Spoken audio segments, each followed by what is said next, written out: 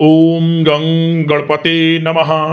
दोस्तों, स्वागत है आप सभी लोगों का एक बार फिर से इस यूट्यूब चैनल ज्योतिष मार्ग में। आज की बहुत ही खास और बहुत ही महत्वपूर्ण वीडियो में दोस्तों, पूरे 500 सालों के बाद बन रहा है दिव्य दुर्लभ महाशुभ संयोग। 15 दिसंबर को मार्गशीर्ष पूर्णिमा। इस दिन चुपचाप गाय को खिला दें। यह एक छोटी सी चीज, रोड़पति भी होंगे, करोड़पति मिलेंगी, सभी संकटों और कष्टों से मुक्ति। मृत्युदंड पितृदोष तुरंत होगा खत्म। पूरे साल आपके घर में भरे रहेंगे अन्न धन के भंडार। यूं कहें कि आपकी 7 पुश्ते तक करेंगी रुपयों पैसों पर राज। अच्छा दोस्तों, भगवान विष्णु जी माता लक्ष्मी की असीम कृपा से 7 पीढ़ियों तक बैंक बैलेंस की कमी नहीं होगी। अन्न धन के भंडार भरे रहेंगे आपकी आने वाली 7 पीढ़ियों तक, यदि आप मार्गशीर्ष पूर्णिमा के दिन यह एक छोटी सी चीज गाय को खिला देते हैं। क्या दोस्तों, गाय से जुड़े ये उपाय आप कर लेते हैं मार्गशीर्ष पूर्णिमा के दिन, जो कि इस वीडियो में आपको बताएंगे, व्यक्ति के जीवन से दुख दर्द संकट कष्ट दूर हो जाएंगे और सभी सुख आपके कदमों में आ जाएंगे। कदम चूमेंगे सभी सुख, गरीबी घर का रास्ता ही भूल जाएगी यूं कहें, क्योंकि बड़े दुर्लभ संयोग में इस बार मार्गशीर्ष पूर्णिमा है। समस्त मनोकामनाएं आपकी पूर्ण होंगी यदि आप इस वीडियो में बताए गए गाय से जुड़े इन उपायों को कर लेते हैं। बड़ा महत्वपूर्ण वीडियो है, पूरा वीडियो देखें। यदि आप चाहते हैं कि आपके जीवन में दुख दर्द संकट कष्ट रहे ही ना, नामो निशान खत्म हो जाए दुख दर्द संकटों का, तो दोस्तों यह वीडियो आप ही के लिए है। सारा काम छोड़ दें, पहले वीडियो को पूरा देख लें, क्योंकि ऐसी वीडियो बार बार नहीं मिलेगी आपको। बता दें, बहुत ही लाभकारी वीडियो है आपके लिए। आगे शुरू करें वीडियो को। सबसे पहले तो लाइक करना, जय श्री विष्णु जय मां लक्ष्मी कमेंट्स बॉक्स में जरूर लिखना, जय गौ माता कमेंट्स बॉक्स में जरूर लिखना, जिससे आपकी समस्त मनोकामनाएं पूर्ण हो। दोस्तों, आपको बता दें कि मार्गशीर्ष माह में आने वाली पूर्णिमा इस साल की आखिरी पूर्णिमा है, और इस साल की आखिरी पूर्णिमा बहुत ही दुर्लभ योग में है। आपको बता दें, ऐसी मान्यता है कि पूर्णिमा का व्रत रखने से व्यक्ति के जीवन में खुशहाली और संपन्नता आती है, साथ ही व्यक्ति के सभी दुख दर्द संकट कष्ट दूर होते हैं। आपको बता दें, पूर्णिमा का व्रत हिंदू धर्म में विशेष महत्व रखता है। यह व्रत भगवान विष्णु जी माता लक्ष्मी को समर्पित होता है। इस दिन चंद्रमा अपने पूर्ण कलाओं में होता है। इस साल की आखिरी पूर्णिमा मार्गशीर्ष पूर्णिमा बहुत ही शुभ फल देने वाली है आपको। माता लक्ष्मी बहुत ही प्रसन्न मुद्रा में रहने वाली है इस दिन। इसे मार्गशीर्ष पूर्णिमा भी कहा जाता है, जो कि 15 दिसंबर को है। ऐसी मान्यता है कि इस दिन जो भी आप उपाय करेंगे, माता लक्ष्मी उन उपायों का 100% आपको फल प्रदान करेंगे, ये समझ ले आप। इस दिन आप अन्न धन वस्त्र दान करें, दान पुण्य के कर्म करें आप। और साथ ही साथ दोस्तों, इस दिन आपको व्रत जरूर रखना चाहिए, संभव हो सके तो। और इस दिन सबसे पहले तो क्या करें, सुबह जल्दी उठें, पवित्र नदी में स्नान करें आप। यदि पवित्र नदी में स्नान संभव ना हो तो आप घर पर ही नहाने वाले पानी में गंगा जल की कुछ बूंदे डालकर स्नान कर सकते हैं। स्नान करते समय ओम नमो भगवते वासुदेवाय नमः मंत्र का जाप करें। इसके बाद सब प्रथम भगवान सूर्यदेव को जल अर्पित करें, क्योंकि रविवार का दिन है। भगवान सूर्यदेव को जल अवश्य अर्पित करें, भगवान सूर्यदेव के मंत्रों का जाप करें। उस जल में थोड़े काले तिल भी डाल लें आप। यह पूर्णिमा बड़ा शुभ फल देने वाली है आपको। दोस्तों, व्रत का संकल्प लें। इसके बाद आप पूजा स्थल को अच्छे से साफ करें। फिर सबसे पहले भगवान विष्णु जी माता लक्ष्मी की मूर्ति का पंचामृत से अभिषेक करें। इसके बाद ओम नमो नारायण मंत्र का जाप करें। सबसे पहले पुष्प गंध आदि चीजें भगवान विष्णु जी माता लक्ष्मी को अर्पित करें। माता लक्ष्मी को खास तौर पर गुलाब के फूल अवश्य चढ़ाएं। इसके बाद पूर्णिमा व्रत की कथा पढ़ें और फिर घी का दीपक जलाकर अंत में भगवान विष्णु जी माता लक्ष्मी की विधि विधान से आरती उतारें। व्रत पूर्णिमा की रात वैसे तो जागरण करने का विशेष महत्व है।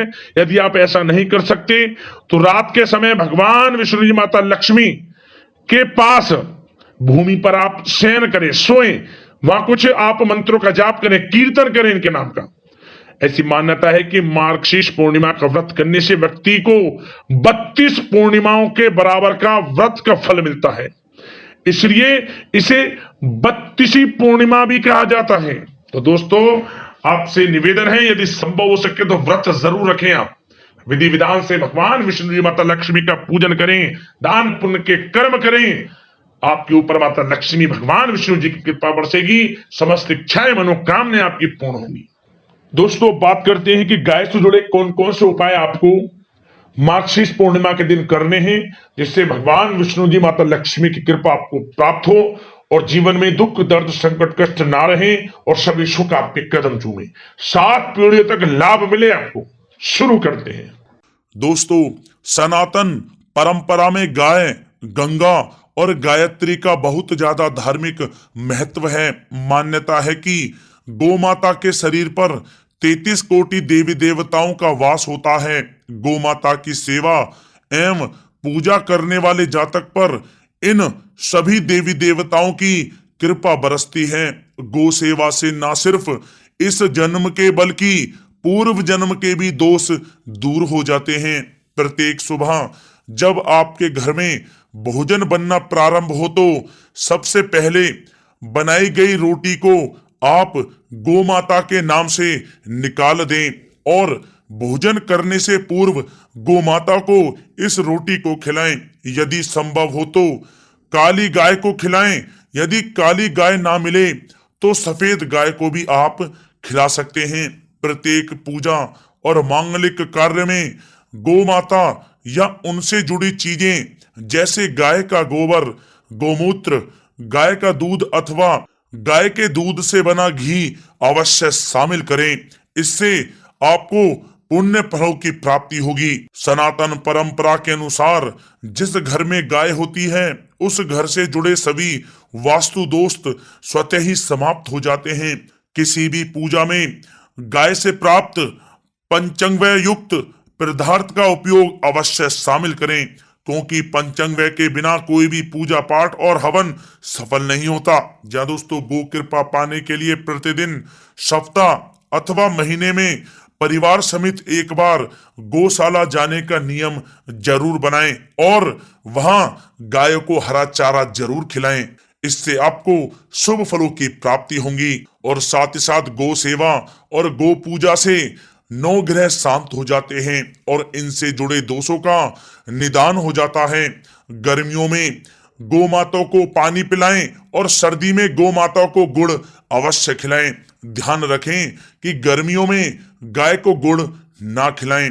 अनेक देवी देवताओं को अपने शरीर पर धारण करने वाली गौ माता से जुड़े कई शुभ और अशुभ संकेत भी होते हैं। मसलन, गाय का दूध दुहाते समय यदि गाय ठोकर मार दे और सारा दूध बिखर जाए तो अपशगुन होता है। यदि कोई यात्रा पर निकल रहा हो और गाय अपने बछड़े को दूध पिलाती सामने आ जाए तो निश्चित रूप से जिस यात्रा के लिए आप निकले हैं वह यात्रा आपके लिए अवश्य ही सफल होगी और वह काम जिसके लिए आप निकले हैं वह अवश्य ही पूर्ण होगा। यात्रा पर जाते समय बाईं ओर गाय की आवाज आना और रात्रि में गाय की हुंकार करना भी शुभ होता है। दोस्तों, साथ ही साथ गाय के साथ आप भूलकर भी ये काम ना करें, अन्यथा मिलता है घोर नरक और जीवन भर की परेशानियां।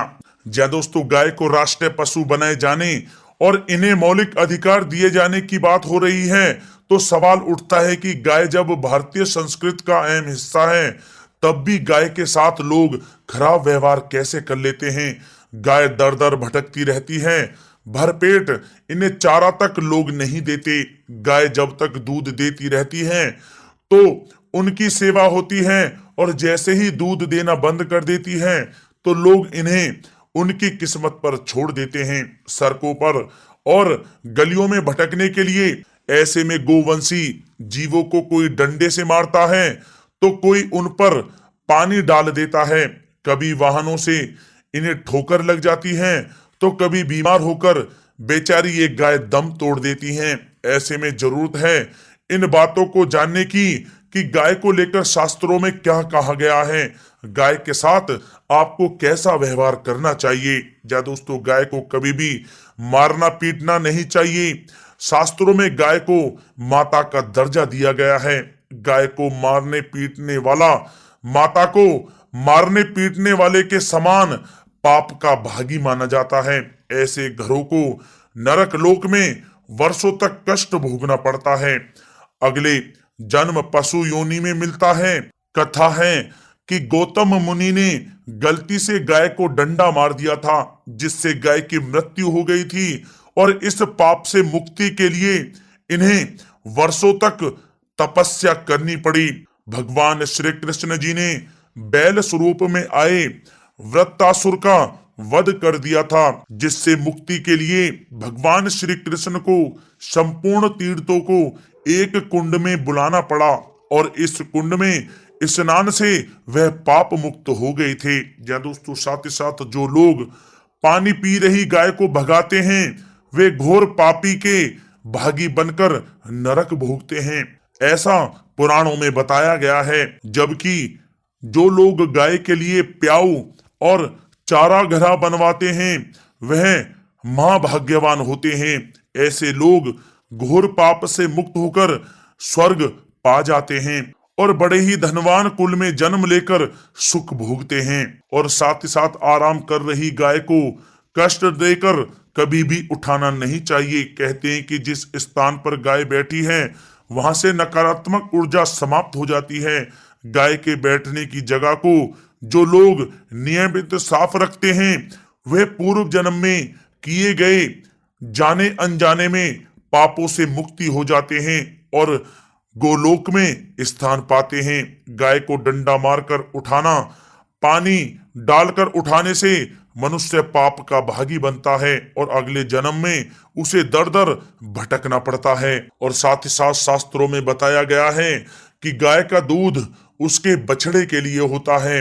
गाय के बछड़े से बचा हुआ दूध ही मनुष्य को लेना चाहिए, लेकिन कुछ लोग एक बार गाय को दूह लेने के बाद फिर से बछड़े के लिए बचा हुआ दूध भी दूह लेते हैं। ऐसा करना घोर पाप कहा जाता है। ऐसे दूध को दुहाने वाला और ग्रहण करने वाला दोनों ही पाप के भागी बन जाते हैं। दोस्तों, साथ ही साथ शास्त्रों में कहा गया है कि गोवंश यानी गाय और बैल के पीठ पर नहीं बैठना चाहिए। इनके पीठ पर बैठने से महापाप लगता है। ऐसे लोगों को नरक की यातना भोगनी पड़ती है। एकमात्र महादेव के अंश के उत्पन्न नंदी ही गोवंशी हैं, जिस पर स्वयं महादेव और महादेवी सवारी करती हैं, क्योंकि नंदी ने स्वयं अपनी इच्छा से महादेव की सवारी बनना स्वीकार किया था। और साथ ही साथ शास्त्रों में गाय के दान को बहुत ही महत्व दिया गया है, लेकिन ऐसी गाय का दान कभी नहीं करना चाहिए जो बूढ़ी और बीमार हो। कठोपनिषद में नचिकेता की कथा भी इस संदर्भ में है कि जिस नचिकेता ने पिता द्वारा बूढ़ी गाय को दान करने पर आपत्ति जताई थी, दूध देने वाली और बछड़े सहित जो लोग गाय का दान करते हैं, वह महान पुण्य को प्राप्त करके स्वर्ग में स्थान पाते हैं। दोस्तों, साथ ही साथ सूर्य, चंद्र, मंगल या शुक्र की युति राहु से हो तो पितृ दोष होता है। यह भी मान्यता है कि सूर्य का संबंध पिता से एवं मंगल का संबंध रक्त से होने के कारण सूर्य यदि शनि, राहु या केतु के साथ स्थित हो या दृष्टि संबंधी हो तथा मंगल की युति राहु या केतु से हो तो पितृ दोष होता है। इस दोष से जीवन संघर्ष में बन जाता है। यदि पितृ दोष हो तो गाय को प्रतिदिन या किसी भी एकादशी को या किसी पूर्णिमा के दिन या अमावस्या को रोटी, गुड़, चारा आदि खिलाने से पितृदोष समाप्त हो जाता है। साथ ही साथ देसी गाय की पीठ पर जो ककुद कुबड़ होता है वह बृहस्पति गुरु हैं। अतः जन्म पत्री में यदि बृहस्पति अपनी नीच राशि मकर में हो या अशुभ स्थिति में हो तो देसी गाय के इस बृहस्पति भाग एवं शिवलिंग रूपी कुबड़ के दर्शन करने चाहिए। गुड़ तथा चने की दाल रखकर गाय को रोटी भी दें। इससे आपको शुभ फलों की प्राप्ति होगी। और साथ ही साथ यदि आप रास्ते में जा रहे हों और सामने से गौ माता आती हुई दिखाई दें तो गौ माता को आप अपनी दाहिनी ओर से जाने देना चाहिए। आपकी यात्रा अवश्य ही सफल होगी। और साथ ही साथ यह संकेत भी जान लें, यदि आप यात्रा पर जा रहे हैं और सामने आपके गाय पड़ जाए अथवा अपने बछड़े को दूध पिलाती हुई सामने गाय दिखाई दे जाए तो समझ जाना कि वह यात्रा आपके लिए अवश्य ही सफल होगी। और साथ ही साथ जिस घर में गाय होती है उसमें वास्तु दोष स्वतः ही समाप्त हो जाता है। और साथ ही साथ आपको बता दें कि गाय को आप जो भी रोटी बनाएं प्रतिदिन ताजी रोटी ही बनाएं। गाय को अगर आपने रोटी बनाई है तो कोशिश करें कि उस रोटी को आप तुरंत ही गाय को दे दें। अगर आप उस रोटी को रख देंगे और उस रोटी को अगले दिन देंगे तो वह रोटी बासी मानी जाएगी। गाय को कभी भी बासी रोटी ना दें, इससे घर में नकारात्मक ऊर्जा वास करती है और जो भी कार्य आपके बनने वाले होंगे वह कार्य भी आपके बिल्कुल भी नहीं बनेंगे। इससे आपके घर में हमेशा दरिद्रता का वास रहेगा और आप जिस भी कार्य को करेंगे उस कार्य में आपको हमेशा असफलता ही हाथ लगेगी। इसलिए कोशिश करें गाय को रोजाना ताजी रोटी बनाकर खिलाएं और रोटी को बिल्कुल ना रखें, बासी रोटी गाय को ना दें। और साथ ही साथ सड़ी गली चीजें गाय को नहीं खिलानी चाहिए कि घर में कोई फल है, कोई सब्जी है, सड़ जाए तो लोग क्या करते हैं गाय को खिला देते हैं। नहीं, ऐसा नहीं करना चाहिए। ऐसा करने से यदि आप गाय को खिलाते हैं तो और आप पाप के भागी बन जाते हैं। आप बिल्कुल भी सड़ी गली चीजें गाय को ना खिलाएं। और साथ ही साथ आप आटे की 11 लोइयां बनाकर उनके ऊपर हल्दी लगाएं। इसके बाद आप उन 11 लोइयों को एक एक करके गाय को खिलाएं। प्रत्येक लोई को खिलाते समय गाय के सींगों पर आप हाथ फेरें, पीठ पर हाथ फेरें, मस्तक पर हाथ फेरें, माता गाय के आप चरणों के स्पर्श करें। जहां दोस्तों ऐसा करने से आपके समस्त कार्य बनने लगेंगे। जो दुख का समय चल रहा है वह भी समाप्त होगा। आपके जीवन में खुशियां खुशियां होंगी। और एक बार आप 7 बार गाय की परिक्रमा भी कर लें तो आपके समस्त कार्य पूर्ण होंगे। और साथ ही साथ आप गाय को जब भी रोटी दें, रोटी पर या तो आप थोड़ी हल्दी लगा लें या थोड़ा गुड़ रख लें। अगर गुड़ ना हो तो आप थोड़ा मिश्री रख सकते हैं, थोड़ा घी रख सकते हैं। जहां दोस्तों गाय को कभी भी सूखी रोटी ना खिलाएं। सूखी का मतलब गाय की जो रोटी रखें खिलाएं उस पर कुछ ना कुछ रख कर खिलाएं। हल्दी रख लें, गुड़ रख लें, मिश्री, घी या जो भी रख लें, मतलब खाली रोटी नहीं खिलानी है। ध्यान इस बात का रखें, जब ही आपको शुभ फलों की प्राप्ति होगी। जहां दोस्तों ये थे गाय से जुड़े कुछ महत्वपूर्ण उपाय, कुछ बातें जिन्हें आपको ध्यान में जरूर रखना चाहिए। जहां दोस्तों वीडियो अच्छी लगी हो तो वीडियो को लाइक करें, ज्यादा से ज्यादा अपने दोस्तों में शेयर करें, चैनल पर नए तो सब्सक्राइब करें। जय गौ माता।